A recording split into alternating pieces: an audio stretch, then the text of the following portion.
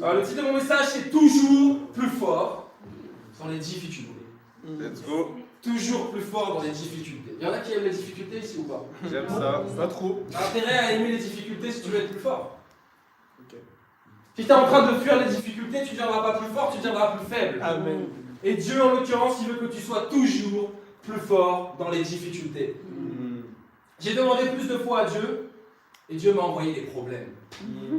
Donc j'ai de trouver des solutions véritablement. J'ai demandé plus d'amour, et Dieu m'a envoyé des gens difficiles à aimer. Peut-être je parle de toi, je ne sais pas. J'ai demandé plus de joie, et Dieu m'a envoyé des mauvaises nouvelles, et des gens sans joie. J'ai demandé plus de courage, et Dieu m'a donné des situations décourageantes. Toujours plus fort dans les difficultés. Et bien sûr, on a étudié actes 1 et 2 la semaine dernière. Et on voit ici qu'effectivement, dans actes 1 et 2, okay, il y a le baptême du Saint-Esprit, il y a les langues de feu, il y a le vent violent, ils se mettent à parler des langues comme ça, ok, ils n'ont fait aucun effort, c'est juste qu'ils parlent langue. C'est facile presque. Okay. Ils ont 3000 disciples, baptisés, l'église est en train de baptiser chaque jour. Donc ils sont vraiment littéralement en train de marcher sur l'eau. Vraiment en train de marcher sur l'eau. C'est, oh les gars, on est trop forts là. On est trop fort, on est 3000 disciples, vas-y, on va évangéliser le monde, let's go. Et ouais, ils étaient à 100%, ils étaient là en train de donner leur cœur à 100%. Mais acte 3, 4 et 5, il y a les premières difficultés qui arrivent. Donc il y a les premières persécutions qui arrivent, les premières oppositions qui arrivent. Les premiers tombés de la foi aussi qui arrivent, notamment avec Ananias et Saphira, qui tombent de la foi. Et je dirais que c'est vraiment là où on est testé en fait. On est testé à travers les difficultés. On n'est pas testé à travers les moments faciles. On n'est pas testé à travers les moments confortables. On est testé à travers les difficultés. Dieu veut extraire ce qu'il y a en toi à travers les épreuves et les difficultés.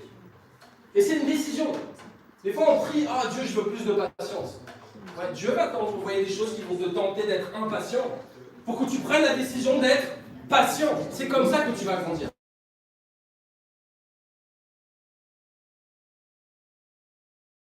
Tiens, tu as reçu le don de résoudre tous les problèmes en une seconde. Non, Dieu m'a envoyé certaines choses dans notre vie pour qu'on prenne des décisions et qu'on puisse grandir. Et c'est des choix qu'on doit faire. Et en tant que disciple, on a des moments de notre vie où c'est des moments charnières. Il y a des moments où on a envie d'abandonner, et c'est précisément ce moment-là où on doit prendre la décision d'être fort et d'être courageux. Véritablement. Et c'est à ce moment-là qu'on peut passer une nouvelle étape et grandir dans notre foi. Il y a des étapes charnières comme ça dans notre vie. Et soit on remporte cette étape-là, soit on ne la remporte pas et on meurt, spirituellement. Si tu es là ici, bien sûr, c'est pas le hasard. Si tu n'es pas un disciple et que tu viens peut-être pour la première fois, la deuxième fois, je sais que je vois Dan assez souvent venir. On a quelques-uns de nos amis aussi qui parlent portugais, okay, français, anglais qui sont là. Bienvenue à vous. Et c'est pas le hasard si chacun d'entre vous êtes là aujourd'hui. C'est parce que Dieu, il veut vous amener à un nouveau niveau dans votre relation avec lui et dans votre vie tout simplement. Donc ce moment-là, c'est un moment charnière de votre vie. Mais il faut le voir. Il faut le voir, il faut prendre une décision et pas partir de cette salle comme si « Oh, j'ai entendu un message de plus. J'étais à l'église, j'ai coché ma case. J'étais au culte au dimanche. » Mais tu ressors de quoi avec ça en fait? Là, tu as vécu un moment, tu vas ressortir de quoi avec ça concrètement? Du message que tu as entendu, des chants que tu as vus, de Tom qui a prêché la collecte. Donc il y a de Johan qui a été encouragé pour son anniversaire, 11 ans dans la foi. Un disciple fidèle. Donc il y a un disciple incroyable, Johan il a vécu les midweek à deux, donc il y a la réunion des frères à deux. Donc il y avait Kevin Toto d'un côté et il y avait Johan qui était proche de tomber de la foi. C'était ça leur midweek. Il a dit non, je vais rester fidèle, je vais prêcher la parole. Okay. Et Dieu a multiplié sa foi, clairement. Et il y a un exemple qu'on doit vraiment imiter les amis, ça c'est sûr et certain. Notre foi ne doit pas être déterminée par les circonstances. La vie, elle est faite de bonnes nouvelles, la vie, elle est faite de mauvaises nouvelles. C'est comme ça. Mais notre foi, elle doit renverser les circonstances. Regardez en Matthieu 8, verset 24. Matthieu 8.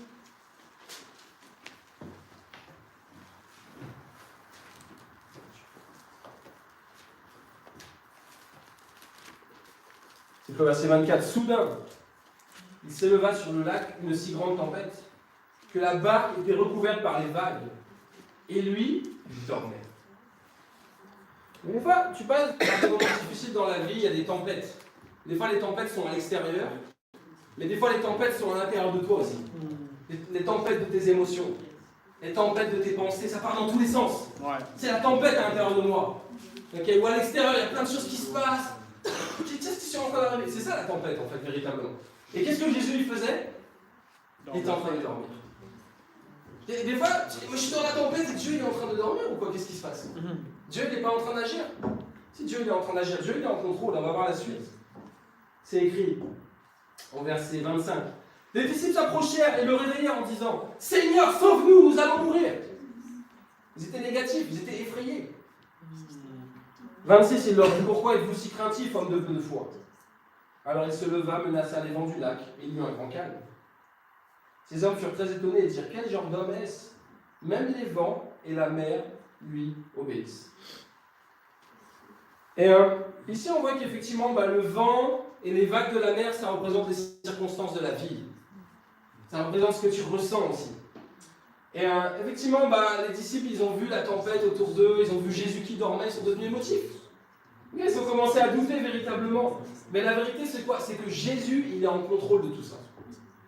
Jésus, il n'est pas seulement en contrôle que quand il arrive des bonnes choses. Jésus, il est en contrôle de tout. Il est en contrôle de tout. Il est en contrôle du bon et du mauvais qui arrive dans le monde. Jésus, il est souverain sur toutes les circonstances qui arrivent dans ta vie. Maladie, Jésus. Amen. Pas maladie, Jésus. Argent, Jésus. Pas d'argent, Jésus. Marié, Jésus. Pas marié, Jésus. Jésus, il est en contrôle de toutes les circonstances de ta vie. Mais la question, c'est qu'est-ce que tu vas faire, toi? Quelle décision tu vas prendre face aux circonstances que Jésus met dans ta vie? Jésus met des circonstances difficiles dans nos vies pour qu'on grandisse. Encore une fois, regardez les apôtres. Ils étaient en difficulté et ça les a poussés à chercher Jésus, en fait. Ça les a poussés à chercher Jésus. Seigneur, viens nous aider, en fait. Et la réponse de Jésus, c'est quoi? Vous manquez de foi. Et je pense que souvent, on manque de foi. On est ballotté comme ça, à droite et à gauche, par les circonstances de la vie, par un tel qui a dit ça, par un tel qui pense ça. Et au final, on manque de stabilité. Et il faut qu'on soit cette église stable. Quoi qu'il arrive, on doit être cette église stable. Véritablement stable. Pas ballotté par les circonstances. Pas ballotté, oh quelqu'un est tombé de la foi, je commence à être ballotté. Qu'est-ce qui se passe?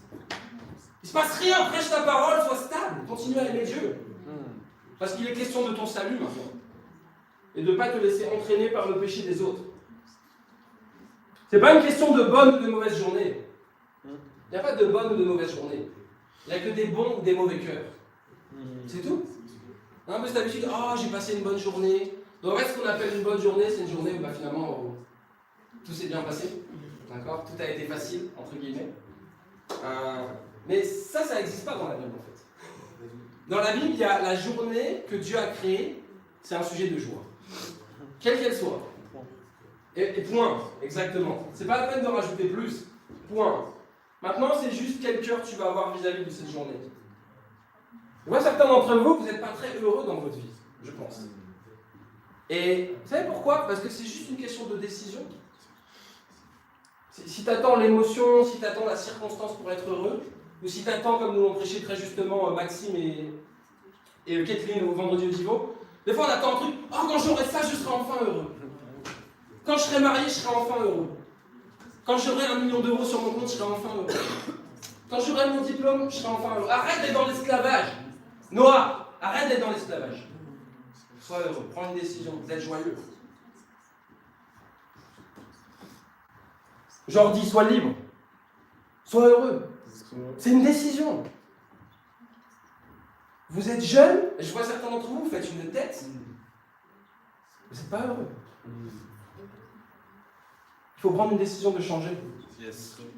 C'est pas une question de religiosité. Il y en a beaucoup. Oh Jésus, Jésus, on te voit arriver, tu fais une tête de 6 pieds de long. Et t'es pas avec Jésus. T'es pas avec Jésus. Tu dois changer. La joie, c'est une décision. Paul, il a écrit « Réjouissez-vous toujours dans le Seigneur ». Amen. Vous savez où il a écrit ça? Il était en prison. Amen. Il était en prison. Il a dit, les gars, réjouissez-vous toujours dans le Seigneur. Ok? Là, t'es pas en prison. Des fois, t'es dans la prison de tes pensées. Noah? Des fois, t'es dans la prison de tes pensées. Souvent, un peu trop souvent. Il faut sortir de la prison des peurs. Vas-y, Sortir des prisons de la religiosité. Yes. Dieu s'en moque de ta religiosité. On s'en fiche de la religion. On n'est pas là pour jouer à la religion.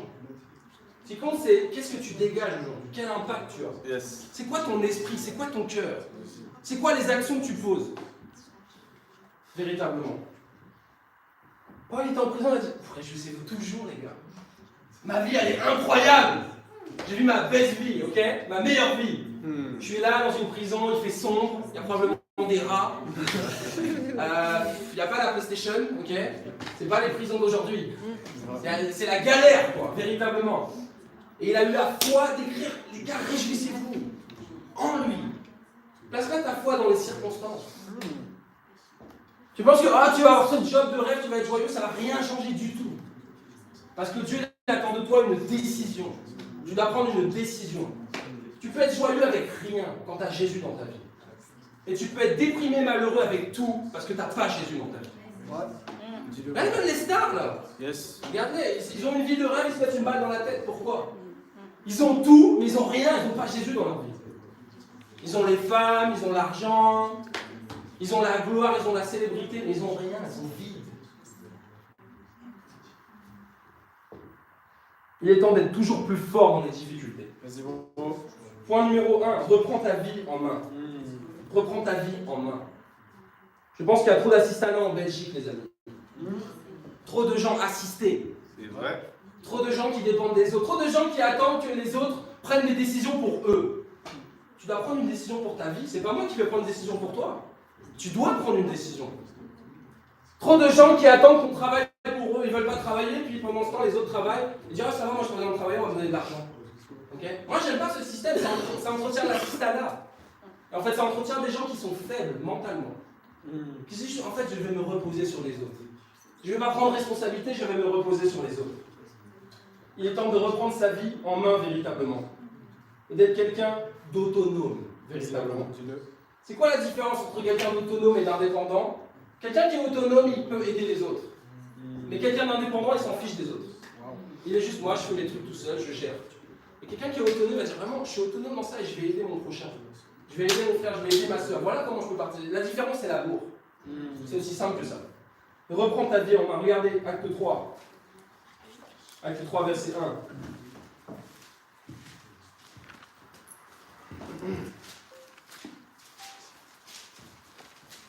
C'est écrit, il était 3h de l'après-midi. On va prendre même le verset. Ouais, non, ça va. Pierre et Jean montaient ensemble au temple. Or, on amenait un homme boiteux de naissance, qu'on installait tous les jours à la porte du temple, appelé la Belle, pour qu'il demande l'aumône à ceux qui entraient dans le temple. Voyant Pierre et Jean sur le point d'y entrer, cet homme leur demanda l'aumône. Pierre, accompagné de Jean, fixa les yeux sur lui et lui dit, regarde-nous. Il les regardait attentivement, s'attendant à recevoir d'eux quelque chose. Alors Pierre lui dit, je n'ai ni argent ni or, mais ce que j'ai, je te le donne. Au nom de Jésus-Christ de Nazareth, lève-toi et marche. Il le prit par la main et le fit lever. Ses pieds et ses chevilles s'affermirent immédiatement. D'un bond, il fut debout et se mit à marcher. Il entra avec eux dans le temple, marchant, sautant et adressant des louanges à Dieu. Tu vois, ça montre que ta vie, elle est transformée. Quand tu es en train de sauter, quand tu es en train de louer Dieu, quand tu dis, waouh, j'ai une nouvelle vie maintenant. Je suis sorti de l'esclavage. J'ai une nouvelle vie. Ici, on a cet homme-là, c'est un boiteux. Et un boiteux, qu'est-ce que ça symbolise? Ça symbolise quelqu'un qui n'est pas stable. Ça symbolise un manque de stabilité. En fait, il marche, mais il marche comme ça. Il n'est pas stable. Et je pense que certains d'entre nous, on n'est pas stable. On doit être stable dans nos émotions, d'être stable dans nos pensées, d'être stable dans nos actions, dans nos convictions. Ok? Des fois, c'est je suis incroyable, je suis prêt à tout donner pour le royaume, et le lendemain, peut-être je vais partir en fait, je sais pas. Et lundi, oui, je suis en feu pour le royaume. Et mardi, je sais pas, peut-être. Est-ce que je dois vraiment être un disciple? Je ne sais pas. On doit être stable, véritablement. Quand tu n'es pas stable, tu es boiteux, spirituellement. Cet homme-là, il était boiteux. Et juste penser à l'histoire de cet homme, parce que, en fait, il ne pouvait même pas se déplacer lui-même. Donc il était porté par les autres. Chaque jour, quelqu'un venait le porter et l'amener à la porte du temple. Okay? Jusqu'à quand tu vas laisser ton formateur, ta formatrice te porter? Jusqu'à quand tu vas laisser quelqu'un te porter comme ça à la porte du temple? Allez, viens au culte. Viens au Divo, à la porte du temple. Et cet homme-là, il était dans la mendicité aussi. Ok, donc non seulement les hommes étaient, donc c'était clairement quelqu'un qui était assisté, clairement. Les hommes, les gens le portaient, ok, il ne pouvait pas se déplacer lui-même au temple. Et en plus, ben, il n'avait pas d'argent. Donc il était en train de mendier, il attendait comme ça, il asseyait à la porte du temple, et il attendait que quelqu'un daigne lui donner 1 euro, ou une pièce de l'époque, un dragon. Vous savez comment j'appelle cette vie-là? L'esclavage. L'esclavage. Cet homme-là, il était un esclave. Je vois certains. Pense juste à ta vie quand tu n'étais pas un disciple. Tu étais dans l'esclavage. Tu avais des problèmes d'argent, tu avais les dettes, tu étais endetté financièrement, tu avais des soucis, il n'y a rien qui allait. Peut-être tu étais là un peu comme cet homme à quémander un peu d'approbation des autres. Ah, donne-moi un peu d'attention, s'il te plaît. S'il te plaît. Et pourquoi on construit des relations toxiques et on va dans des relations qui nous détruisent? Parce qu'en fait, on mendie l'attention. On n'a pas l'amour de Dieu dans notre vie, on n'a pas le royaume, donc on dit ah, si cette personne-là m'accepte un peu, pour nous ce serait sympa. Je sais que cette personne va me détruire, mais c'est pas grave. Ça me donne au moins un petit peu d'attention. Il faut sortir de l'esclavage et reprendre véritablement sa vie en main. Ici, Pierre et Jean, ils sont en train de dire à cet homme-là, regarde-nous. Regarde-nous. Donc le début d'une nouvelle vie, pour toi, ça commence par regarder un disciple. Ça commence par regarder un disciple. Ou ça commence par regarder ton formateur, c'est déjà un disciple baptisé. C'est regarde ton formateur, c'est hey Maxime, regarde-moi. Tom, regarde-moi. Sydney, regarde-moi. Imite-moi. Imite mon cœur. Imite pas ma coupe de cheveux, je m'en fiche. Okay? Imite pas mes goûts musicaux. Imite mon cœur. Imite ma foi. Une nouvelle vie, ça commence par regarde le disciple que Dieu a mis dans ta vie en fait. Pierre et Jean se disent, regarde-moi, regarde-nous. Il doit y avoir plus d'imitation dans le royaume. Ce que j'aime ici, c'est que Pierre et Jean, ils ont mieux à offrir que de l'argent en fait. Qu'est-ce qu'ils ont à offrir? Un message qui va changer la vie de cette personne pour toujours. Un message qui va changer la vie de cette personne pour toujours. Je me dis, je pense à cet homme-là, en fait, je me dis, la vie de cet homme, elle n'aurait jamais changé avec tout l'argent du monde. Même si tu donnes 1 million d'euros, bah, en fait, le gars il est toujours boiteux. Donc qu'est-ce qu'il fait? Il ne peut rien faire. Il est toujours dans la même situation, en fait, véritablement. Et je pense à cette citation qui dit « Donne un poisson à un homme et il aura à manger pour la journée. Apprends à pêcher à cet homme et il aura à manger pour toute sa vie. » C'est ça, en fait. Le but, c'est pas de faire de l'assistanat. Le but, c'est de faire de toi un disciple excellent et qui va être autonome dans ce que tu fais. Tu peux donner de l'argent à quelqu'un, mais en quoi ça va changer sa vie? Rien. Mais quand tu commences à investir du temps dans la vie d'une personne, quand tu commences à l'aimer, à étudier la Bible avec elle, de faire d'elle un disciple, que cette personne-là, bien sûr, est humble et qu'elle prend les défis, elle dit « Waouh, moi en fait, je suis capable de faire ça. » Et en fait, ce boiteux, bah, il n'était plus boiteux. Il était guéri. Et c'est une nouvelle vie, en fait. Dieu veut te donner une nouvelle vie. Ok? Dieu veut te donner une nouvelle vie. Même si tu es un disciple aujourd'hui, Dieu veut quand même te donner une nouvelle vie. Une nouvelle vie en lui. Rappelez-vous, chaque jour, une nouvelle eau, un nouveau jour, une nouvelle vie. C'est une nouvelle vie que Dieu il veut t'offrir. Mais pour avoir une nouvelle vie, tu dois avoir un nouveau cœur. Tu dois avoir un nouveau cœur. Ça, c'est une décision, encore une fois, que tu dois prendre. Il dit, lève-toi et marche. Il dit, en fait, accepte notre aide, en fait. Accepte notre aide. Prends l'aide des disciples, mais ensuite, qu'est-ce que tu dois faire? Ouais, donc tu dois te prendre en main. Et des fois, je prends l'aide, je me lève un petit peu, puis je me rassieds. Je prends l'aide, je me lève un petit peu, je me rassieds. Ou alors, on te tire, et comme ça, toi, tu restes assis comme ça, tu résistes. Arrête de résister. Reprends ta vie en main. La bonne nouvelle, c'est que tu es en contrôle de ta vie. Dieu, bien sûr, il suscite des choses dans ta vie que tu ne peux pas contrôler, mais tu peux changer ta vie, tu peux changer ta destinée. Et il faut que tu comprennes ça, véritablement. Vous savez, je regardais un documentaire l'autre jour, c'était un youtubeur américain qui rencontre un sans-abri. Et en fait, c'est bien parce qu'il lui offre à manger, il s'assoit avec lui, il l'écoute, il va dans les magasins, il lui achète des vêtements, il lui paye une nuit d'hôtel, il lui paye à manger, il va au coiffeur avec lui, Il fait même donc il part, il fait un GoFundMe, ok, il récolte 12 000 euros. 12 000 euros. Et il va le voir. Et bien sûr, il va revoir son ami, enfin la personne sans abri, son ami, mais en fait, il est dans la même situation, c'est évident. Et il lui rapporte cet argent-là au final. Et pour être honnête, je ne sais pas trop qu'est-ce qui s'est passé dans la suite de la vie de cette personne-là, mais j'étais en train de réfléchir et je me dis, peut-être que sa vie, elle peut être améliorée sur le plan matériel. Peut-être qu'il va pouvoir prendre un appartement pour un temps. Peut-être qu'il va être capable de retrouver un job, peut-être dans le meilleur des cas. Mais s'il ne prend pas une décision de se prendre en main et de changer, il va retomber dans les mêmes travers. Et des fois, Dieu, il investit en toi. Il investit la formation, il investit les messages, il investit de l'amitié, il met les disciples dans ta vie, il investit de l'argent aussi. Dieu investit de l'argent en nous aussi. Okay? Il nous aide financièrement aussi, n'est-ce pas? Yes. Mais au final, Dieu, il peut te donner tout ce que tu veux, mais si tu ne prends pas la décision de te reprendre en main et de tuer ton péché une bonne fois pour toutes ces choses-là, ça ne changera rien en fait. Dieu peut te mettre dans toutes les bonnes circonstances. Dieu pourrait te donner Jésus comme formateur. Si tu ne prends pas ta vie en main, ça ne changera rien du tout. Parce que Jésus il te dira les mêmes choses, peut-être plus radicales même, c'est sûr.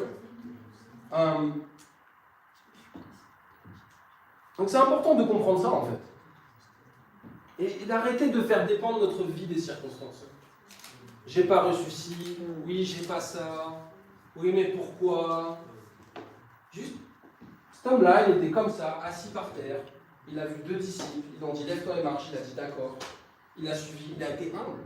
Okay? Et sa vie, véritablement, elle a changé. Regardez le verset 11. C'est écrit, comme ils ne quittaient pas Pierre et Jean, tout le peuple, stupéfait, accourut vers eux au portique, appelé portique de Salomon.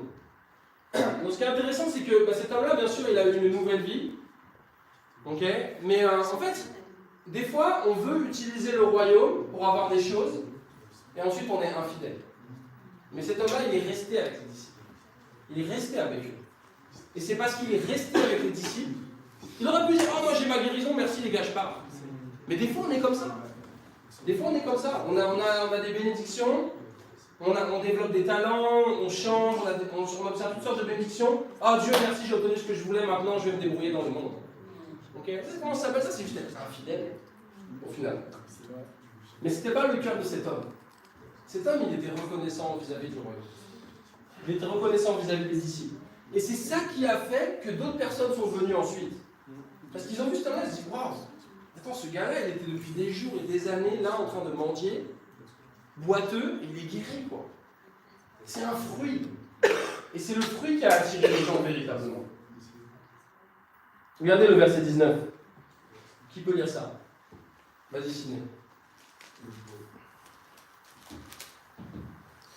Changez donc d'attitude et convertissez-vous pour que vos péchés soient effacés. Ok, donc qu'est-ce que tu dois faire pour obtenir le rafraîchissement? Changer d'attitude. Repentance. C'est tout. Repentance. Repentance égale rafraîchissement. Tu sais ce qui se passe quand tu es en train de blâmer les autres? Tu n'es pas en train de te repentir. Quand tu es en train de blâmer le royaume, oh mais le royaume ci, le royaume ça. Mais t'étais qui? Tu faisais quoi avant d'être dans le royaume? T'étais un millionnaire? Tu faisais des trucs incroyables dans le monde? Pas que je sache. Tu avais besoin du royaume. Et le royaume t'a aidé. Et les disciples t'ont aidé. Et maintenant, comment c'est dans le royaume? Oh ouais, mais en fait, j'aimerais faire ça plus. Mais le problème, c'est qu'il y a trop de réunions. Il y a trop de ci, il y a trop de ça, j'arrive pas, tu comprends. Mais t'étais où avant d'être dans le royaume? T'étais nulle part. Et j'étais nulle part. Et Dieu m'a fait grâce. Et on doit être reconnaissant vis-à-vis du royaume. Et bien sûr, si tu n'es pas encore dans le royaume, étudie la Bible, deviens un disciple, sois baptisé. C'est aussi simple que ça. On a arrêté de blâmer les autres. De blâmer notre passé, peut-être, de blâmer nos parents, de blâmer notre travail. Aussi longtemps que tu blâmes, tu n'es pas en train de prendre responsabilité, tu ne changes pas, et tu laisses ces choses avoir le contrôle sur toi. Mais dans un mauvais sens. Et quand tu prends responsabilité, tu es libre. Et dis, changez en fait. Prenez la décision de vous repentir, et Dieu il va apporter des temps de rafraîchissement. C'est comme ça que tu peux reprendre ta vie en main. Le défi il est simple. Sois autonome. Ok? Vraiment, défi à penser à un domaine de ta vie dans lequel tu n'es pas stable, dans lequel tu es boiteux, comme cet homme-là. Amen. Prends-en un déjà. Prends-en un pour commencer. Amen. Et prends une décision d'être autonome. Qu'est-ce que tu peux faire pour être autonome? Ça commence par une décision, mais il doit y avoir un plan. Ensuite, comment tu vas être? Ça peut être autonome dans ta pureté, dans tes émotions, dans tes finances, okay, dans tes études, quel que soit ce domaine-là. Qu'est-ce que tu vas l'aider aujourd'hui? Et si tu n'es pas autonome, sois humble et demande de l'aide. Moi j'ai besoin d'aide. Comment je peux changer en fait? Et c'est comme ça que tu peux reprendre ta vie en main véritablement. Point numéro 2. 1, 3, 12, 82, 120, 3120, 5000. On fait quoi avec ça? Par sa puissance. Par sa puissance. Yes. 1, 3, 12, 82, 120, 3120, 5000. Par sa puissance. Qu'est-ce que ça veut dire? Ça veut dire que ça a commencé par une personne, Jésus. Ok. Et ensuite on a eu Pierre, Jacques et Jean. Vas-y, bro, prêche. Ensuite on a eu les 12 apôtres. Ok. Ensuite Jésus, il a choisi 70 autres disciples. Donc ils étaient 82. Et ensuite en acte 1, ils étaient 120 disciples. Et en acte 2, il y a eu 3000 disciples qui ont été baptisés, c'était 3120. Et en acte 4, ils étaient 5000. Dieu va multiplier cette église. Mais ça va se faire par sa puissance. Pas par notre puissance. Ça va se faire par sa puissance. Regardez acte 4, verset 4. C'est écrit cependant, beaucoup de ceux qui avaient entendu la parole crurent, ce qui porta le nombre des hommes à 5000 environ. Donc on a 5000 hommes qui sont maintenant des disciples. Des disciples, pas des gens qui ont accepté Jésus dans leur cœur. Des disciples. Des gens qui sont engagés, pas des gens qui sont dans la tradition religieuse. Des disciples. Des gens qui sont engagés à 100% pour Dieu et pour son royaume. Dieu va nous multiplier. Amen. Regardez le verset 7. Qui peut lire ça? Maxime, tu peux lire ça? Yes. Let's go. Ça dit: Ils firent comparaître Pierre et Jean au milieu d'eux et leur demandèrent: Par quelle puissance ou quel nom avez-vous fait cela? Yes, exact. Par quelle puissance ou quel nom avez-vous fait cela? Par quelle puissance ou quel nom? C'est par le nom de Allah, le nom de Bouddha, non, le nom de Jésus-Christ en fait, véritablement. Yes. C'est pas par notre puissance en fait. En fait, on doit comprendre que par nous-mêmes, on n'est pas puissant. C'est quelque chose qu'on doit accepter. On n'est pas puissant en fait, on est faible. Humainement, on est faible. On est faible face au péché. Là, de multiplier cette église-là, de faire grandir cette église-là, humainement, c'est impossible. C'est pas possible humainement. On a besoin de Dieu. On doit reposer sur Dieu. On doit reposer sur Jésus. C'est pas une question d'être incroyable, d'être fort à la muscu, d'avoir des talents, de parler 50 000 langues, ou d'avoir énormément d'argent sur ton compte. C'est une question de ta relation avec Jésus. Tu dis, par quelle puissance ou quel nom avez-vous fait cela? Regardez le verset 11. C'est écrit: Jésus est la pierre rejetée par vous qui construisez et qui est devenue la pierre angulaire. Il est en train de dire aux religieux ici, vous êtes en train de rejeter Jésus. Vous êtes en train de construire, mais sans lui. Vous construisez, vous faites toutes sortes de trucs religieux là, mais il n'y a pas Jésus là-dedans. Jésus n'est pas là. Jésus n'est pas dans votre vie. Et c'est le même message aujourd'hui pour beaucoup de faux chrétiens et de faux pasteurs. Vous construisez sans Jésus. Il ne suffit pas d'invoquer le mot Jésus comme ça, comme une formule magique. Si tu veux construire avec Jésus, tu dois construire avec la Bible. Jésus, c'est pas une incantation. C'est pas, oh, j'invoque Jésus, c'est bon, t'es sauvé, c'est génial, t'es guéri. Non, ça marche pas comme ça. Jésus, c'est pas une incantation, c'est pas une formule magique. Tu veux construire avec Jésus, tu dois construire avec ça. Et donc c'est ce reproche que Pierre fait ici aux religieux. Ils sont en train de construire sans Jésus. Si tu construis avec tes émotions, tu construis sans Jésus. Si tu es en train de construire tout seul dans ton coin, tu es en train de construire sans Jésus. Si tu es en train de raisonner toujours avec tes pensées négatives et tout, tu es en train de construire. Jésus n'est pas là en fait. C'est Satan, c'est pas Jésus. On doit construire avec Jésus, les amis, véritablement. C'est par sa puissance. Qui sait ce que c'est une pierre angulaire? Vas-y, tu t'appelles comment? Marie-Julie. Hein? Marie-Julie. Marie-Julie, ok. Tu peux nous dire ce que c'est? Une pierre angulaire, c'est une pierre qui va avoir un rôle dans la fondation pour que ça tienne dans une maison, dans un bâtiment. Exactement. Donc il en faut combien? En bloc. Exactement, il en faut 4. C'est intéressant parce qu'ils disent, ouais, Jésus est la pierre angulaire, mais pourtant dans un bâtiment, il faut 4 pierres angulaires. Ok, donc ça va être les grosses pierres d'angle au final, les pierres angulaires. Donc il en faut une à chaque angle. S'il n'y a pas de pierre angulaire, tu peux construire, mais en fait, c'est pas stable. Une pierre angulaire, c'est ce qui permet de construire un bâtiment et d'assurer sa solidité et son intégrité. Tu veux être solide, construis avec Jésus. Tu veux être intègre, construis avec Jésus. Il y a trop de gens, tu sais pourquoi tu n'es pas solide parfois, tu n'es pas intègre. Tu dis des choses, tu ne les fais pas. Oh, je vais faire ça, et tu ne fais pas. Sans parole. Jésus tenait parole, non? Il a dit que ton oui soit oui, que ton non soit non. Paradoxalement, les plus religieux. Oui, oui, moi je vais suivre Jésus. Alors, il n'y a plus personne après. Pas d'intégrité. On doit construire les amis avec solidité, avec intégrité. Cette pierre, elle est placée à l'angle d'un bâtiment, à la base d'un bâtiment. Et effectivement, comme Marie-Julie, c'est ça? Oui. Elle nous a dit, il y en a 4. D'accord? Donc sans pierre d'angle, impossible d'avoir une construction solide, stable et intègre. C'est la même chose pour notre vie, les amis. Peut-être tu peux construire quelque chose, oui, mais ce ne sera pas solide, pas stable et pas intègre. S'il n'y a pas Jésus dans ta vie. Et en fait, j'étais en train de penser, ça veut dire quoi 4? Pourquoi 4? Parce que ouais, c'est la pierre angulaire, mais il y a 4 pierres d'angle. Ok? En fait, je pensais juste au prix du royaume.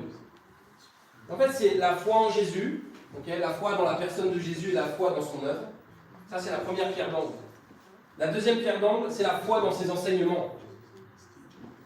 La troisième pierre d'angle, c'est la repentance et devenir un disciple de Jésus-Christ. Tout ça, c'est dans le nom de Jésus à chaque fois. Et la quatrième pierre d'angle, c'est le baptême. Parce que tu es baptisé au nom de Jésus-Christ et à ce moment-là, tu es ajouté au royaume qui est l'Église. Regardez le verset 12. Qui peut lire ça? Moi je peux. Vas-y, Cameron. Il n'y a de salut en aucun autre, car il n'y a sous le ciel aucun autre nom qui ait été donné parmi les hommes par lequel nous devrions être sauvés. Exact. Il n'y a qu'un seul nom qui peut te sauver. Tu ne peux pas te sauver toi-même. C'est pas ton propre nom qui va te sauver en fait. C'est pas, je l'ai déjà dit, c'est pas Bouddha, c'est pas Allah, c'est pas Jéhovah, c'est pas Darwin. C'est Jésus en fait, véritablement. Et comprendre aussi que, derrière un nom, il y a une signification, il y a une valeur en fait. Okay, par exemple, qu'est-ce qui fait, vous connaissez tous par exemple Louis Vuitton, la marque Louis Vuitton. Okay, quand vous pensez à Louis Vuitton, vous pensez à quoi? Tu penses à quoi? Bah, le signe, le L. Ok, le L, ok, donc c'est un signe bien distinctif. Ouais. D'accord, les autres. Qualité. Qualité, ok. Luxe, ouais. Argent, ok. Donc le nom, ça évoque quelque chose en fait. Mais pourquoi? Parce que derrière le nom, ouais, il y a quelque chose en fait. Ils sont pas en train de dire, ouais, on est Louis Vuitton et voilà, il faut acheter. Non, il y a un savoir-faire. Il y a une qualité. Il y a une excellence. Les gens sont prêts à payer cher pour ça. Mais aujourd'hui, le problème, c'est quoi? Il y a des gens qui font trop de contrefaçons. Avec Louis Vuitton, oui, mais surtout avec Jésus. Ok? Donc aujourd'hui, les gens, ils veulent Louis Vuitton, mais sans payer le prix. Le faux sac Louis Vuitton. Donc beaucoup moins cher, fait en Chine, beaucoup moins de qualité, ça c'est sûr. Et aujourd'hui, il y a le faux Jésus aussi. Le Jésus de contrefaçon. On cherche juste à plaquer Jésus-Christ comme ça. Oh, moi j'appartiens à Jésus. Moi je suis un chrétien. Mais en fait, au regard de la vie, il n'y a pas la qualité. Il n'y a pas le savoir-faire. Il n'y a pas l'excellence. Il n'y a pas ce que Jésus il a dit et il a prêché. Et il a vécu. Donc c'est pas une question de nom. C'est une question de vie. Il faut sortir de la contrefaçon, les amis. Et c'est pour ça qu'on est là. On n'est pas là pour prêcher un Jésus de contrefaçon. On est là pour prêcher le Jésus de la Bible. Amen. Le Jésus de la Bible. Regardez en verset 13, c'est écrit. Lorsqu'ils virent l'assurance de Pierre et de Jean, ils furent étonnés, car ils savaient que c'était des hommes du peuple, sans instruction, et ils les reconnaissaient pour avoir été avec Jésus. Mais comme ils voyaient debout avec eux l'homme qui avait été guéri, ils n'avaient rien à répliquer. En fait, ils avaient cette assurance. En fait, assurance, ça veut dire le charisme. Quand tu as de l'assurance, c'est ça qui fait de toi que tu es charismatique. C'est pas une question de coupe de cheveux. Ouais. C'est pas une question de tenue vestimentaire. Wesh. C'est une question d'assurance. Quand tu as de l'assurance, tu as du charisme, et c'est ok. Là, les gens ont envie d'écouter le message, ils ont envie d'écouter davantage. Et ils étaient étonnés, parce qu'en fait, ils se disent, mais ça revient d'où cette assurance? Ils n'ont pas fait d'école de théologie. Ok, qu'est-ce qu'ils ont dit au verset 13 des apôtres? En parlant d'eux. Sans instruction. Ok, des gens sans instruction. Donc j'ai dit, c'est des... Ils n'étaient même pas dans nos écoles de théologie, eux. Ils n'étaient même pas à l'école rabbinique, quoi. Mais ils sont là en train de prêcher, véritablement. Pourquoi? Parce qu'ils ont passé du temps avec Jésus. C'est ce qu'ils sont en train de dire. Ils ont dit, ils sont reconnus, ils les reconnaissaient pour avoir été avec Jésus. Ils ont passé du temps avec Jésus. Est-ce que tu passes du temps avec Jésus chaque jour? Chaque jour, le matin, tu te lèves, tu passes du temps avec lui. Tu pries, tu lis ta Bible et tu es rempli du Saint-Esprit. Et ensuite, passer du temps avec Jésus, c'est ça aussi. C'est passer du temps ensemble. Passer du temps avec Jésus, c'est pas je suis tout seul dans mon coin. Ça, c'est pas Jésus, ça, c'est toi. C'est ton propre nom. Ça, c'est l'égoïsme. Ça s'appelle. Regarde la vie de Jésus. Montre-moi où Jésus il était tout seul dans son coin. Jésus n'était pas tout seul dans son coin. Il était avec les apôtres, avec les disciples, il était en train d'aider les gens véritablement. Yes. Donc, c'est pas une question de faire une école de théologie ou je sais pas quoi. Moi, je connais plein de gens qui ont fait des écoles de théologie et tu regardes leur vie, ils sont pas du tout une vie en accord avec la Bible. C'est beaucoup de connaissances, tu sors avec une tête grosse comme ça, mais il n'y a pas de vie en fait. Montre-moi ta vie en fait. Montre-moi tes diplômes de théologie. C'est quoi ta vie? C'est quoi le fruit en fait aujourd'hui de ta relation avec Jésus? Et s'il n'y a pas un fruit, eh ben, c'est l'accepter. Ça fait un peu mal, ok? Tu acceptes et tu dis, ok, qu'est-ce que je peux changer? Et si tu as déjà porté du fruit, ok? Je vois certains d'entre vous, je me dis, ouais, vous avez porté du fruit. Je vois Mélia, je me dis, bien sûr qu'elle a porté du fruit. Je vois Kathleen, je me dis, bien sûr qu'elle a porté du fruit. Je vois Cameron, je me dis, bien sûr qu'il y a du fruit. Je vois Sydney, je me dis, je vois Tom. Je vois la plupart d'entre vous ici, je me dis, ouais, il y a du fruit. C'est évident, il y a eu du changement, il y a eu de la croissance. Il y a une progression, c'est clair et net. Maintenant, c'est comment on peut aller au niveau au-dessus maintenant.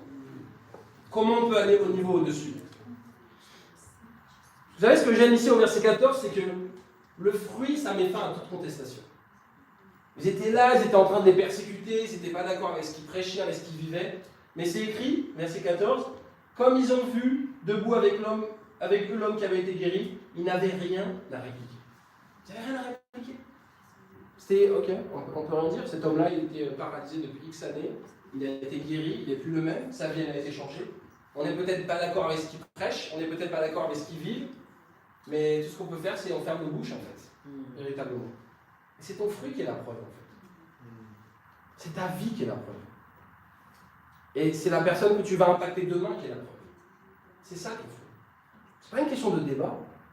Des fois, les gens disent, on va faire des débats, on n'est pas là pour faire des débats. Il y a un fruit, c'est tout.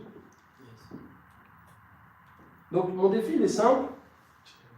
Tout comme Jésus, il est passé de 1 à 3, à 12, à 82, à 120, à 3120, à 5000.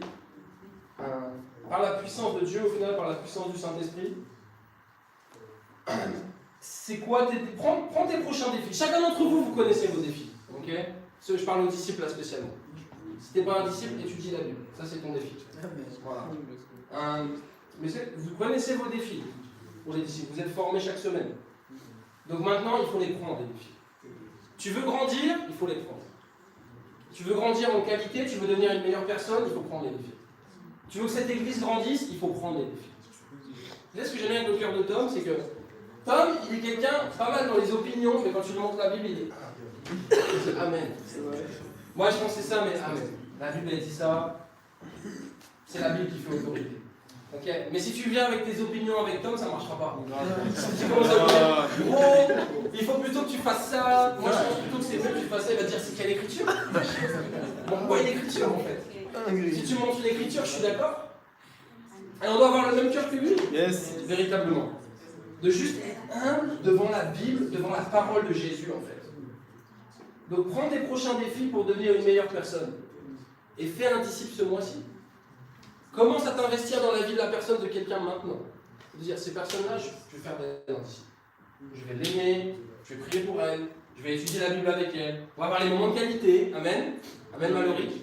Génial. On va manger ensemble. On va avoir les bons moments. Je vais faire de cette personne-là un disciple de Jésus-Christ. Point numéro 3.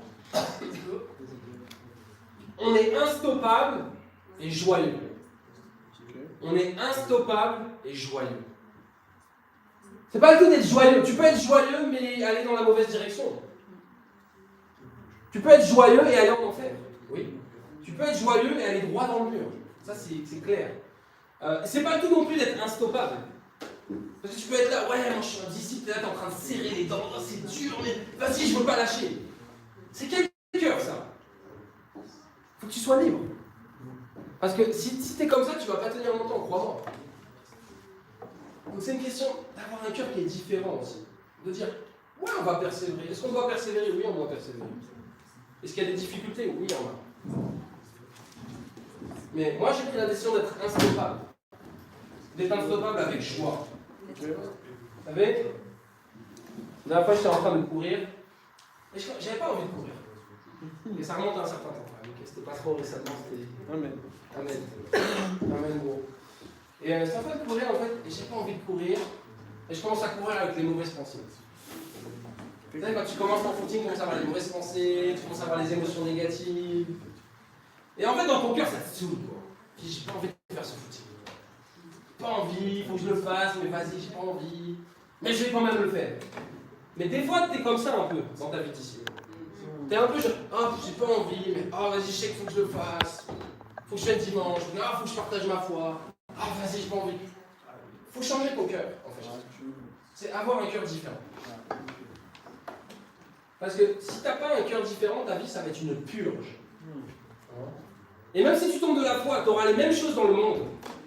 Parce que tu vas te lever le matin, oh travail, oh, j'ai pas envie, il faut que je travaille, j'ai pas envie. Et parce que Dieu va te révéler que le problème, c'était pas la Bible, le problème c'était ton cœur. Et tu dois changer ton cœur. Et je dois changer mon cœur. Et donc pour finir cette illustration, tu es en train de courir avec le mauvais cœur, tu vois. Pas envie, énervé, ok, démotivé, etc. Et je me suis dit, en fait, je ne peux pas continuer à courir comme ça. Je dois changer mon cœur. Je dois changer mon cœur. Je dois penser différemment. Et tu sais, en plus, quand tu es en train de souffrir comme ça, tu as moins envie d'être positif. Okay, quand tu es en train de souffrir, naturellement, tu es plus négatif quand même. Quand tu regardes les mauvaises choses, ça fait ressortir plus facilement la négativité. Quand il arrive les mauvaises nouvelles, là, des fois, tu vas juste dans la rue, tu mets un coup d'épaule sans un... Oh, le mec, il est fâché, quoi. Tu vois, en fait, c'est marrant comme un petit truc, ça fait des fois ressortir la négativité qu'il y a dans le cœur des gens, au final. Et donc, c'est un vrai défi d'apprendre à être joyeux, à être positif, à être libre, même si c'est dur. J'étais en train de courir comme ça. Ouais, je vais changer mon cœur en fait. Il est hors de question que je cours pendant 3/4 d'heure ou 1 heure ou je ne sais quoi et être dans cet état-là intérieur. Parce qu'à la fin, peut-être j'aurais fini mon jogging, mais en fait, je ne serais pas content de moi parce que je n'aurais pas eu le bon cœur et le bon état d'esprit. Et ça, c'est vraiment la question que je veux vous poser, les amis. Dans quel état d'esprit tu veux courir ta course de disciple? Dans quel état d'esprit tu veux être? Tant qu'à être un disciple, sois heureux en fait. C'est tout, sois libre. Sois joyeux. Dieu veut t'amener à changer ton cœur, véritablement.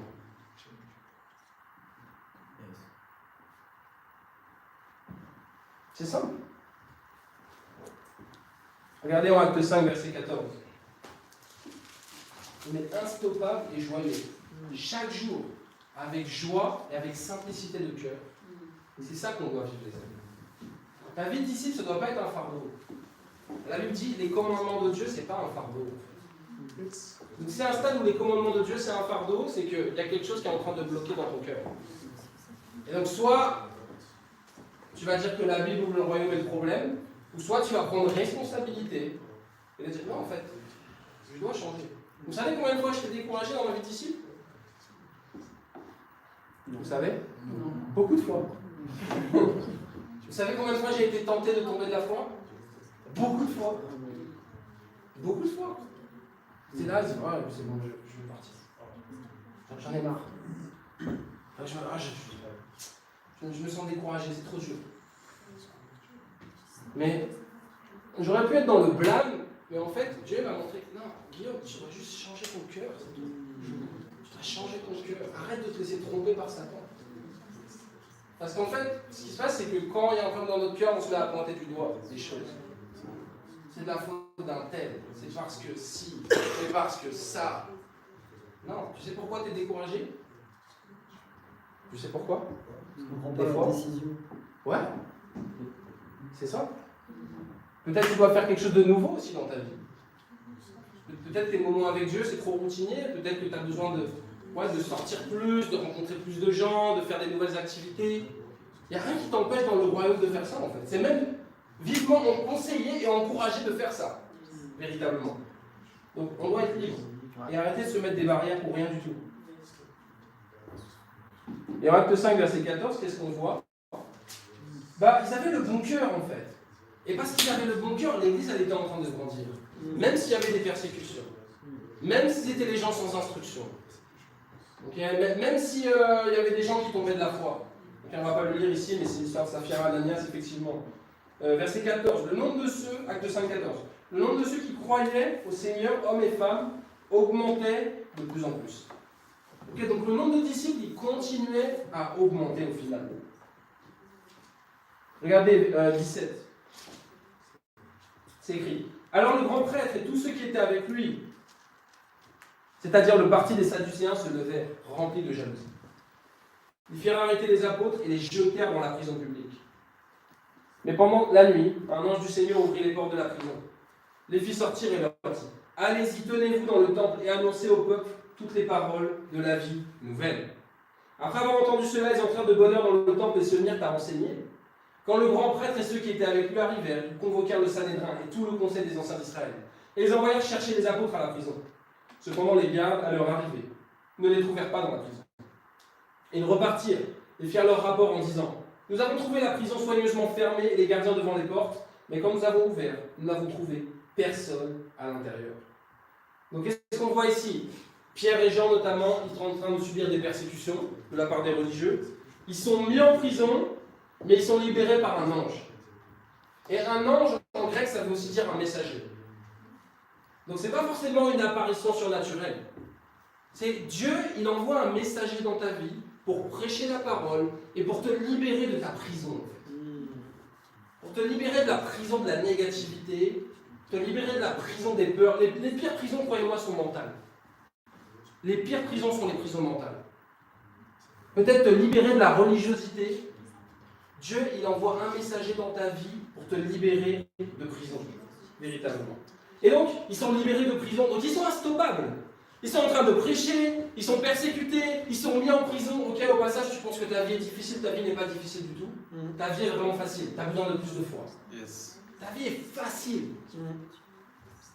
On est en train de vivre dans un des pays les plus riches du monde. Et dès qu'on a quelques difficultés, oh, je sais pas, c'est dur. Regarde la vie qu'ils vivent en fait. Regarde même la vie que, on va dire, peut-être 2/3 des gens dans le monde vivent. C'est pas les mêmes conditions de vie. Et pourtant, certains sont beaucoup plus joyeux que nous. C'est pas une question de circonstance. C'est une question de foi. C'est une question de décision. C'est une question de gratitude. Ils ont été mis en prison, ils sont libérés par un ange, ils retournent prêcher. Ok? Et c'est ce cœur-là qu'on doit avoir. Des fois, Satan, il veut nous mettre en prison. Il veut nous remettre dans la prison des mauvaises pensées. Dans la prison du découragement. Et Dieu, il envoie un messager dans ta vie. Ok, ce matin, c'est moi. Amen. Et c'est à toi de sortir de prison aussi. Parce que Pierre et Jean, ils auraient pu dire: ah non, finalement, on va rester dans la prison. T'as ouvert la porte, c'est bien gentil, mais je me sens plus confortable dans ma prison. Et quelque part, ouais, peut-être une prison, c'est plus confortable. Mais ça reste une prison. Et en fait, t'es bloqué dans ta vie au final. Donc il faut sortir du confort de la prison véritablement. Et juste accepter quand Dieu envoie quelqu'un pour t'aider et pour te libérer. Ils sont retournés prêcher, effectivement. Et qu'est-ce qu'on voit ensuite? J'avais dit jusqu'à combien? Jusqu'à 23? Parfait. Donc les religieux, ils vont voir dans la prison, il n'y a personne. Ils se disent: mais qu'est-ce qui se passe? On vient de les mettre en prison, on vient de les persécuter, il n'y a personne. C'est surnaturel. Verset 25.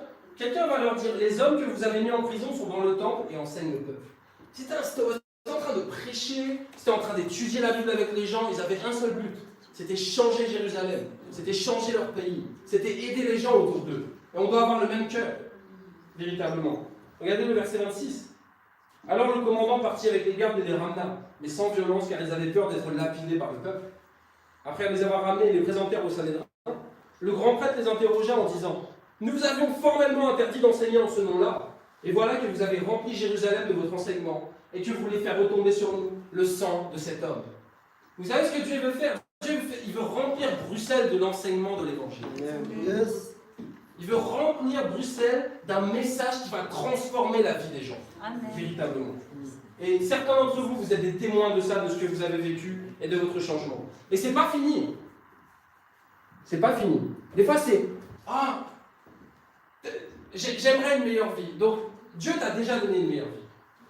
Pense à ta vie quand tu n'étais pas dans le royaume. Ta vie, elle est déjà tellement mieux. Tellement mieux. Mais Dieu, il veut améliorer ta vie, bien sûr. Il veut t'aider. Ta vie doit s'améliorer. Et c'est ça qui est bien dans le royaume, en fait. C'est-à-dire, en fait, tu finis pas de grandir. Tu finis pas d'évoluer. Sauf si tu décides d'arrêter de grandir et d'arrêter d'évoluer. Mais les perspectives dans le royaume, elles sont illimitées, véritablement. Et donc, ce qui se passe ici, regardez le verset 29. Donc, en gros, il leur reproche, il dit, ouais, vous avez continué à prêcher, on vous avait dit d'arrêter de prêcher, pourquoi vous prêchez encore, etc. Et moi, tu vois des gens dans la rue, tu partages la foi, ils disent, ouais, on est dans un état laïque, vous n'avez pas le droit de faire ça, c'est du prosélytisme, et c'est méchant, et tout ça. Alors que toute la journée, tu vois les médias, c'est que des mauvaises nouvelles, que des trucs négatifs. Non, ça va maintenant. Ça va. Par contre, un message qui peut changer la vie des gens, non. Ça, non. Mais les trucs négatifs, oui. Donc le monde marche à l'envers, en fait. Le monde est devenu fou. Et il appelle bien ce qui est mal, et il appelle mal ce qui est bien. Et regardez ce que les apôtres répondent. Ils ont dit, Pierre et les apôtres répondirent, il faut obéir à Dieu plutôt qu'aux hommes. On doit arrêter d'obéir aux hommes, pour faire plaisir aux hommes. On est là pour obéir à Dieu. Si je suis là aujourd'hui, c'est parce que je suis en train d'obéir à Dieu. Je ne suis pas en train d'obéir à un homme. Je ne suis pas là pour faire plaisir à un homme. Dis-le gros. Je prends la décision aujourd'hui de partir. Déjà, je peux prendre la décision de, ouais, je veux plus être un disciple. Ou je veux plus diriger l'église. Je peux prendre la décision, je suis libre, je suis un homme libre. Mais je prends la décision d'obéir à Dieu et d'aimer Dieu. Et je le fais ça pour lui, mais je le fais ça aussi pour vous. Parce que je veux tenir ferme pour vous, parce que je vous aime. Et regardez. Ouais, donc la réponse des apôtres ici, elle est un peu thug quand même, quoi. C'est un peu, hé, t'es qui toi en fait? Toi tu viens là, le garde du temple, tu te prends pour un boss, t'arrives comme ça, tu penses que tu nous fais peur, il faut obéir à Dieu plutôt qu'aux hommes. Allez, au suivant. Moi je t'écoute pas. Vous devez être choqué, je me dis, c'est un rebelle le mec. Mais un prêcher, c'est tout. 38, maintenant je vous le dis. Donc là en fait il y a un petit conseil entre les religieux. Et ils disent, ouais, qu'est-ce qu'on fait avec eux? Est-ce qu'il faut les tuer? Est-ce qu'il faut les mettre en prison? Est-ce qu'il faut leur coudre la bouche? Je ne sais pas. 38, maintenant je vous le dis, ne vous occupez plus de ces hommes et laissez-les faire. Si cette entreprise ou cette activité vient des êtres humains, elle se détruira. En revanche, si elle vient de Dieu, vous ne pourrez pas la détruire. Ne courez pas le risque de combattre contre Dieu. Laisse-moi te dire une chose, le royaume de Dieu ne sera jamais détruit. Le royaume de Dieu est indestructible. Indestructible. Ouais. Peut-être ICC, ok, Église chrétienne internationale, peut-être ça un jour, peut-être ça va changer, je ne dis pas. Je ne dis pas que ça va durer toujours Église chrétienne internationale. Ça c'est un nom. Des fois on est trop focalisé sur le nom. Oh ICC, moi j'ai pas un problème avec ICC, t'as un problème avec la Bible.